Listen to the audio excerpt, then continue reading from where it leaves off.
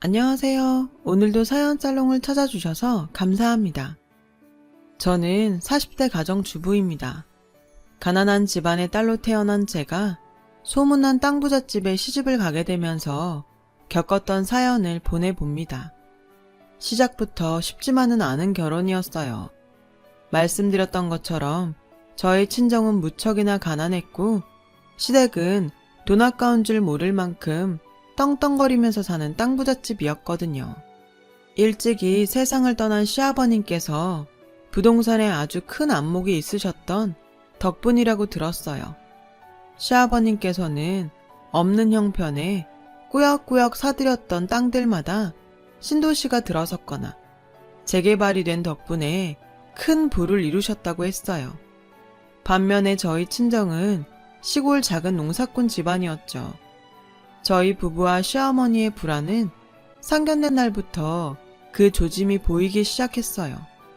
시어머니께서는 최고급 중식당에 예약을 잡아놓으시고는 저와 친정아버지를 위해서 짜장면과 짬뽕 딱 2가지만 주문하셨더라고요. 시어머니 당신과 제 남편 앞에는 온갖 호화로운 중국 음식들을 주르르 깔아놓으셨으면서요. 그러면서 친정아버지가 잠시 화장실에 다녀오는 틈을 타서 저에게 하시는 말씀이 아주 가관이더라고요. 없는 형편 감안해서 준비해봤어. 아무리 그래도 어머님 이건 너무하신 거 아닌가요? 너무하기는 너야 그렇다 쳐도 생전 구경도 못 해봤을 귀한 음식들 함부로 잡섰다가 노인네 탈이라도 나면 어쩌려고. 다 내가 생각이 깊어 이런 배려를 한 거야. 노인네 아니고 제 아버지세요. 상견례 자리고요. 예의를 좀 지켜주셨으면 하는데요. 그런 자리를 제 남편이 시어머니에게 크게 면박을 주고 유쾌한 너스레를 연신 떨어가며 모든 음식들을 다시 주문해 친정아버지와 함께 나누었기에 상견례를 버텨낼 수 있었어요. 아주 그나마 다행이었죠. 이렇게까지 해주는 남편이 세상 또 있을까 싶은 순간이었고요.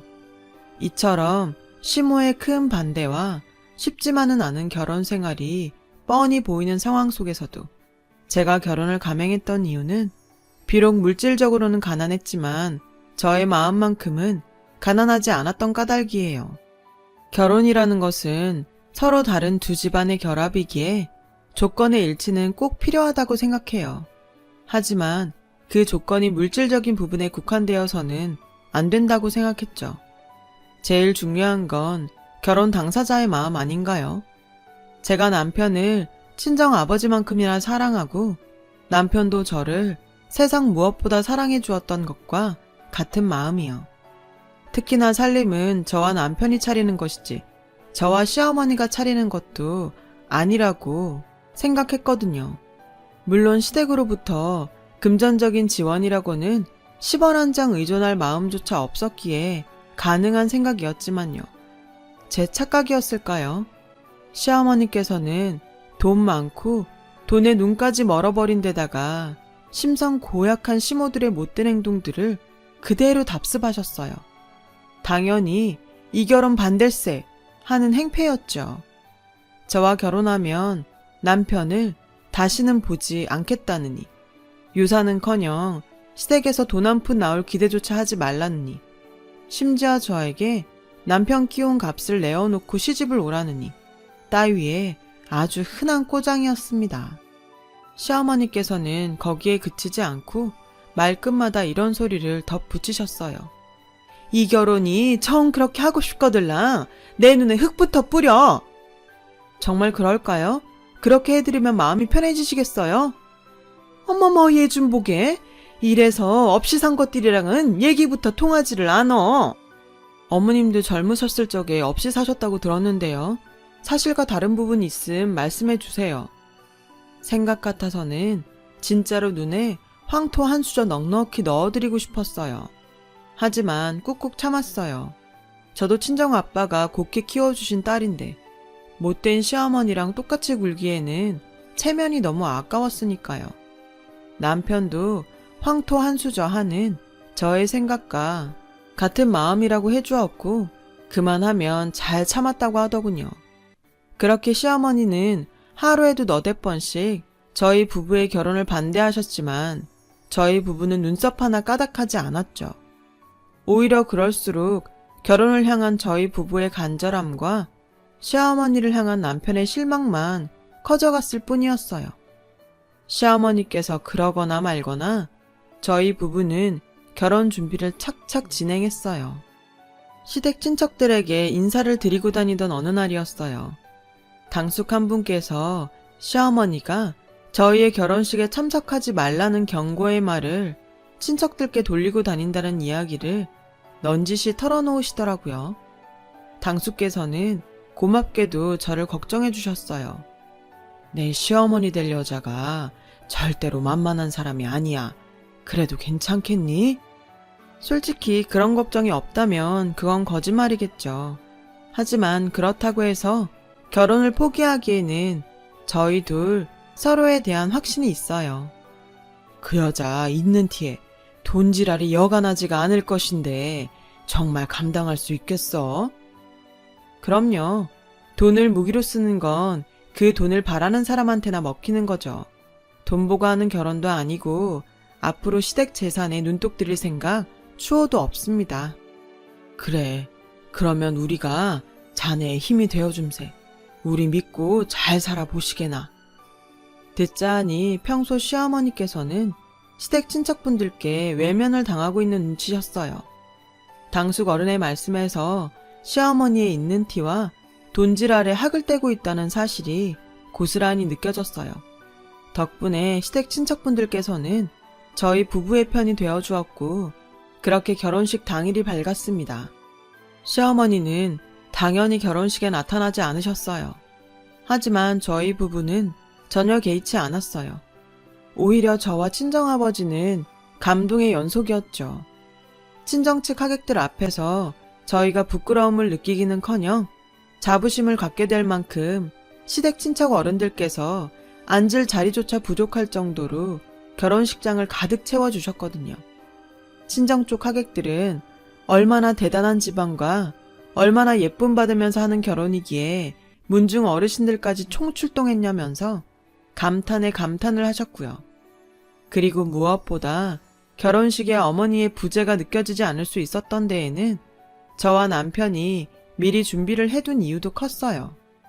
시어머니께서 결혼식에 오지 않을 것이라고 예견했던 저희 부부는 간소화된 결혼식을 준비했고 주례사니 양가 부모 맞절 같은 형식적인 절차는 대폭 줄였거든요. 시어머니의 빈자리는 문중 최고 어르신인 종부 내외께서 최고의 격식과 예우를 갖추어 화촉을 밝혀주시는 것으로 대신했고요. 이만하면 아니지, 그야말로 행복과 축복으로 가득한 결혼이었어요. 그러나 제가 아무리 결혼식에 만족했다고 해도 남편은 시어머니의 행동이 영 미안한 눈치더라고요. 신혼여행을 떠나는 내내 자꾸만 사과를 했어요. 저는 그런 남편을 꼭 끌어안아 다독였고요. 사랑해줘서 고맙고 나랑 결혼해줘서 고마워. 내가 당신의 와이프라는 사실이 부끄럽지 않도록 앞으로 더 잘할게. 암튼 못 말려 진짜. 이러니 안 반하고 결혼 안 하고 배겨? 내 말이 이렇게 매력적인 여자를 가만히 내버려 둘 수가 없지. 그래도 약속 하나만 해주라. 우리 엄마 같은 엄마는 되지 말아줘. 당연하지. 시어머니 같은 엄마는 되지 않을게. 그렇게 저희 부부는 다짐했어요. 시어머니께서 무슨 짓을 하셔도 흔들리지 않겠다.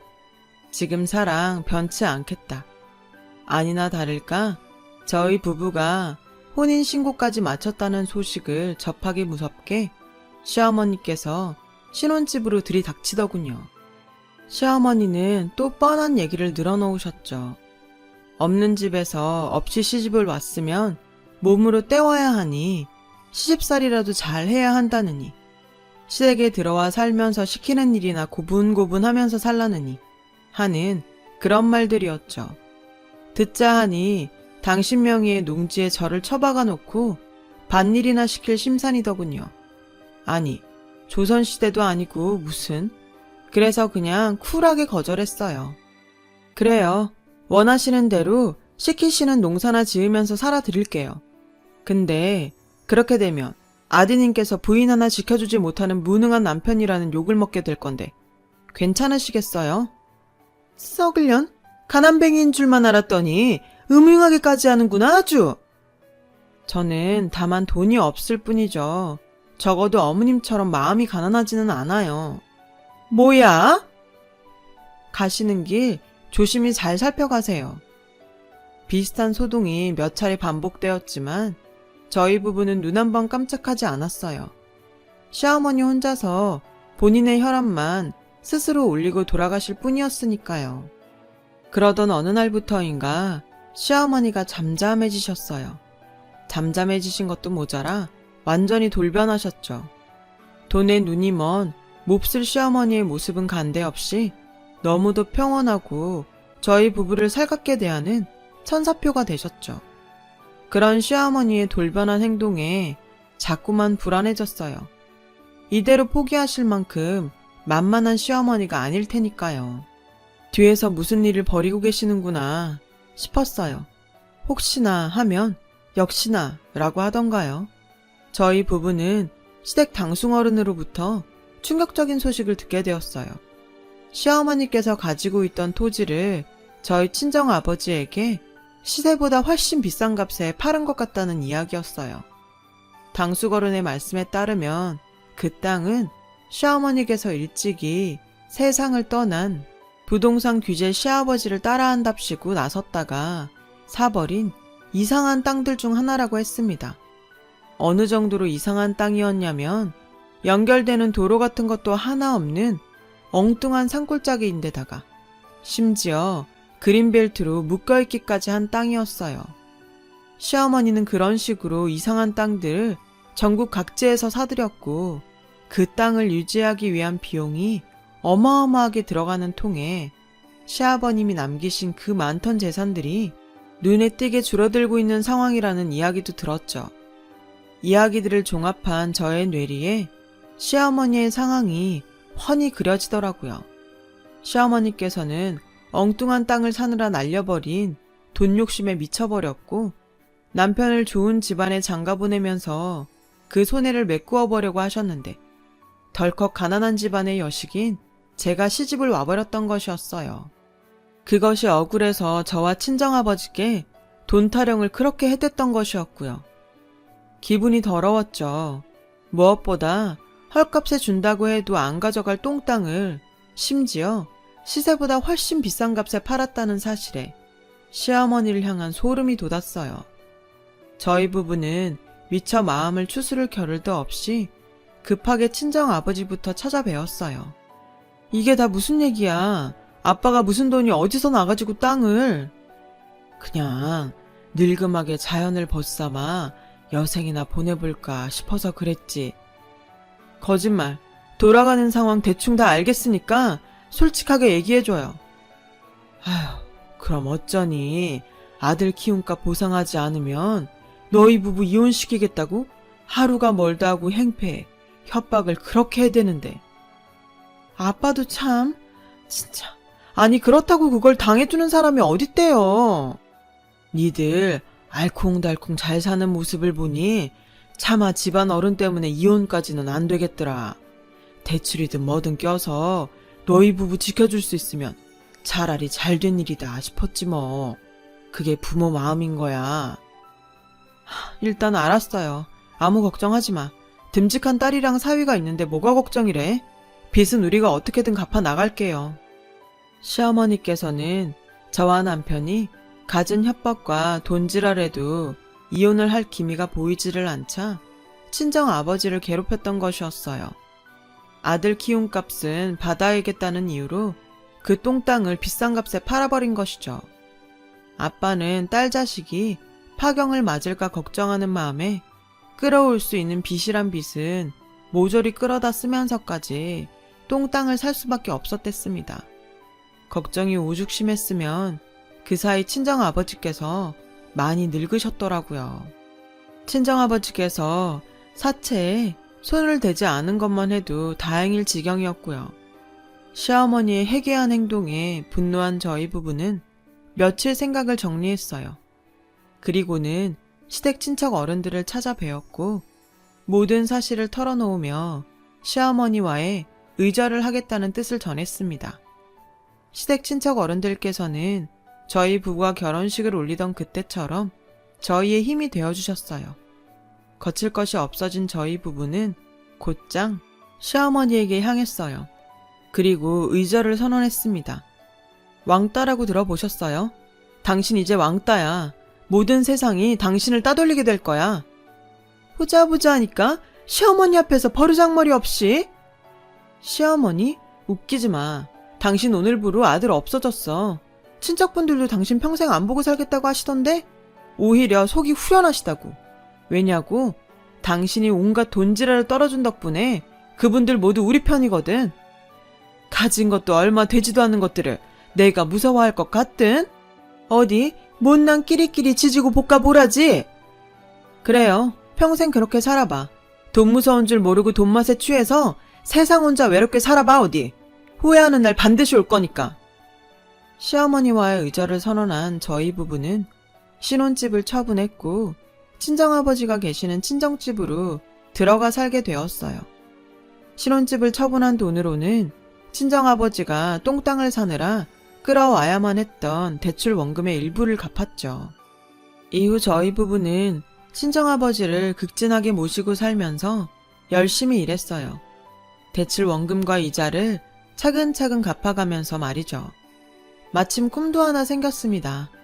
빚을 모두 다 갚고 난 뒤에 시어머니가 팔아버린 그 땅에 전원주택을 하나 짓고 저와 남편 그리고 친정아버지 세 식구 오손도손 살겠다는 꿈이었어요. 그렇게 6년 남짓한 시간이 흘렀어요.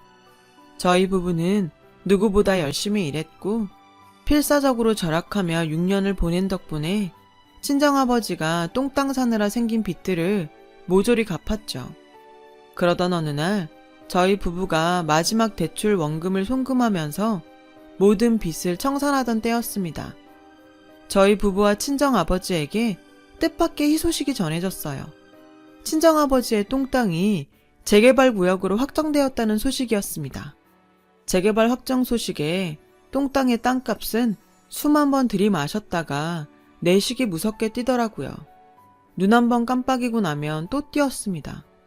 그렇게 뛰어버린 땅값만 친정아버지께서 시어머니에게 주었던 땅값의 수십 배에 이르렀어요. 돈방석을 코앞에 둔 저희 부부는 또 한 번 다짐했어요. 시어머니처럼 돈에 미친 사람은 되지 말자고요. 그러는 한편으로 금싸라기가 된 땅을 노리는 시어머니의 접근에 대비했죠. 아니나 다를까 시어머니가 득달같이 달려오더군요. 그동안 엉뚱한 땅들에 얼마나 많은 재산을 탕진하셨을지 그 사연들을 훤히 보여주는 초라하고 남루한 행색으로요. 남남된 지가 벌써 몇 해인데 그렇게 염치가 없으신 건가요? 아님 정말 돈에 눈이 멀어 계신 건가요? 지난 일은 괜히 문제 삼지 말자꾸나. 작은 허물 하나쯤 없는 사람이 어딨다고. 작은 허물? 사돈을 협박한 것도 모자라서 돈까지 뜯어낸 행동이 작은 허물쯤이던가요? 미안하다. 내가 잘못했다. 그러니 자네도 이만 화 풀고 일단 지난 일들부터 정리하자꾸나. 내 사돈께 원금만큼은 그대로 돌려드릴게. 원금이요? 요즘 시세 모르시나? 원래 내 땅이야, 내 땅! 그럼 뭘 더 해줘야 되냐? 일단 생각해보고 통보해드리죠. 돌아가 계세요. 통보? 통보? 어머, 협상이라고 하자고 그럴 줄 아셨나 보다. 안녕히 가세요. 시어머니는 그날은 일단 돌아가셨지만 하루에도 수십 차례씩 전화에 문자에 저희 부부를 들들 볶아댔어요. 물론 금싸라기가 된 그 땅을 친정아버지께 팔았던 당시의 금액만큼으로 다시 매입하겠다는 뜻은 굽히지 않으셨죠.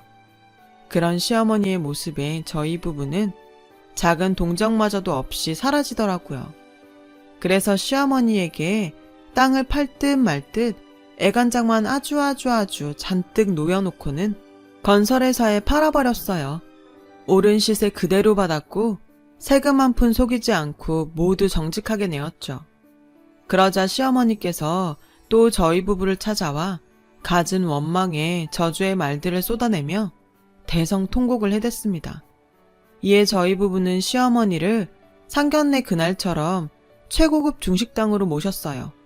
그리고 또 상견례 그날처럼 짜장 한 그릇, 짬뽕 한 그릇으로 대접했고요. 기억하시죠, 상견례? 너 세상 그렇게 사는 거 아니다. 그게 누구 입에서 나올 수 있는 이야기인지는 모르겠고 일단 그거라도 잡수고 가시던가요. 이걸로 그쪽과 우리 사이에 빚은 없는 겁니다. 시어머니는 홀이 떠나가라 길길이 날뛰더라고요. 어머니 말씀이 맞네요. 이래서 없는 것들이랑은 얘기부터가 통하지를 않는 거야. 그쵸? 썩을년? 그따구로 살아봐라 어디. 내 평생 저주할 거야. 참고로 탕수육은 일부러 안 시켰습니다. 앞으로 평생 구경도 못할 귀한 음식을 함부로 잡섰다가 노인네 탈이라도 나면 안 되니까요. 마침내 저희 부부는 시어머니와의 모든 악연을 철저하게 끊어내었어요. 금싸라기 땅을 매매해 얻은 금전으로는 평생 저를 위해 고생만 하면서 살아오신 친정아버지와 살기 위한 아파트를 마련했어요. 아파트를 마련하면서 저는 눈물을 훔치고야 말았어요. 시골 농부인 줄로만 알았던 친정아버지의 취향이 글쎄 완전 대도시 취향이시더라고요. 특히나 강남 주상복합 아파트를 선호하셨습니다. 그런 분께서 오직 저 하나만을 위해 좋아하지도 않는 시골에서 농사를 지으셨다고 생각하니 눈물이 멈추지를 않았어요. 친정아버지께서는 당신 팔자에 너무 과한 사치 아니냐며 망설이셨지만 저희 부부는 이 정도 받고 이 정도 누리실 자격 충분히 되신다면서 친정아버지를 달래드렸죠. 그렇게 저희 부부는 꿈에 그리던 대도시의 삶을 시작하시게 된 친정아버지의 모습을 보며 친정아버지에게 진 마음의 빚을 갚기 위해서라도 더 극진히 모셔야겠다고 다짐했어요. 그날 이후로 저희 부부는 친정아버지를 모시며 여유로운 삶을 살고 있습니다. 치열하게 일을 하기보다는 가진 재산을 아껴가면서도 신중하게 불려나가는 삶을 택했어요. 여유로운 시간 동안을 서로 더 많이 사랑하며 지내기로 했어요. 저희 부부에게 힘이 되어주셨던 시댁 친척 어르신들을 위해 집안의 대소사도 마다하지 않고 도와드렸죠. 그렇게 평화롭기만 하던 어느 날 시댁 당숙 어른으로부터 시어머니의 근황이 들려왔습니다. 그 여편네 평생을 돈 하더니만은 결국 돈에 지쳐 시궁창에 빠졌더구나. 무슨 말씀이세요? 엄한 땅 사느라 또 그 땅 유지하느라 시아버지가 남기신 재산 왕창 까먹고 있었던 건 알지? 그럼요. 시어머니 그 꼬장을 제가 다 겪었는데요. 끝끝내 그 욕심 못 버리고 재산 싹싹 긁어서 다 날려먹더니만은 집까지 경매에 넘어가 버렸다지 아마. 저희 부부는 당숙 어르신이 일러주신 주소를 찾아가 보았어요. 다 썩어가는 여인숙이었습니다. 그곳에서 마주한 시어머니는 과거의 모습은 완전히 잊어버린 채로 폐지 줍는 할머니가 되어 있었는데요. 기초생활지원금으로 겨우겨우 연명만 하면서 썩어가는 여인숙 새빵살이하는 신세였어요. 그래도 어머니인데 당연히 안쓰러웠죠. 그러나 이 돈에 눈먼 시어머니라는 사람은 끝끝내 저희 부부의 마지막 관심마저도 스스로 걷어차버리더군요. 얘, 니들 여윳돈 좀 있니? 있으면요. 내가 좋은 땅을 하나 알고 있는데 소개시켜주면 소개빚조로다가 집이나 하나 구해줘라. 그랬더니 남편이 그냥 가자고 하더라고요. 이 고생을 하면서도 정신 못 차리셨네. 가자 여보.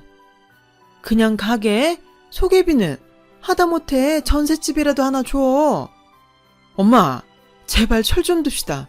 사람답게, 어른답게, 최소한 부끄럽지는 않게 살자고요. 시어머니가 통곡을 하거나 말거나 돌아서는 저와 남편의 걸음에는 한치의 주저함도 없었어요. 왜냐고요? 시어머니는 평생 자신의 잘못 같은 건 뉘우치지 못할 사람이니까요. 남편을 지금보다 더 사랑하고 친정아버지도 잘 모시면서 올바르게 잘 살아보겠습니다. 긴 이야기 들어주셔서 고맙습니다. 들어주신 모든 분들 좋은 하루 되세요. 여러분, 사연 댓글에 응원과 현명한 조언 부탁드려요. 좋아요와 구독은 저에게 큰 힘이 됩니다. 오늘도 좋은 일 가득하세요.